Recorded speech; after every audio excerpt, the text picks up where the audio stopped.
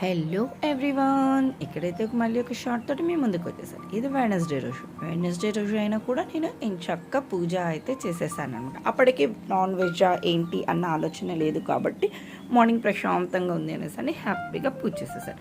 ఇంకా టిఫిన్ విషయానికి వచ్చేసేసానంటే పూరీ చేశాను.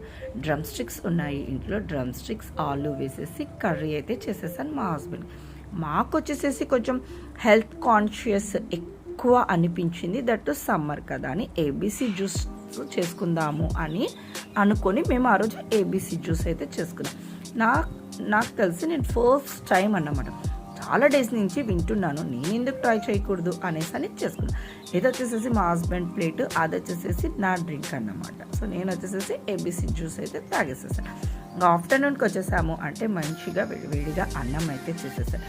ఆ రోజు వచ్చేసి చెప్పాను కదా ప్యూర్ వెజ్ లాగా అయిపోయాము అనేసి అని పప్పు చారు చేశాను. అంటే అప్పటికి కూడా నా ఆలోచన ఏంటి అంటే మా హస్బెండ్ ఏమన్నా ఆమ్లెట్ కానీ ఎలా ప్రిఫర్ చేస్తాడేమో అని పప్పు చారు చేశాను. ఆ రోజు చట్నీ వచ్చేసేసి వంకాయ చట్నీ చేశాను. ఒకరోజు దొండకాయ, ఒకరోజు వంకాయ, ఒకరోజు బెండకాయ, ఇలా రోజుకొకటైతే చేస్తున్నాను. ఇంకా కర్డ్, ఇంకా మా హస్బెండ్ వచ్చేసేసి ఎగ్స్ తీసుకొని వస్తాడేమో అని అనుకుంటే అలా ఏమి తీసుకొని రాలేదు. సో బూందీ అయితే తీసుకొని వచ్చాడు అంట. పప్పుచారు చేశాను కదా, బూందీ బాగుంటుంది అని తీసుకుని. ఇవి వచ్చేసేసి ఆనియన్ రింగ్స్, ఇవైతే నా ఫేవరెట్ ఈవినింగ్ స్నాక్స్కి అనేసి అవి కూడా తీసుకొని వచ్చాను.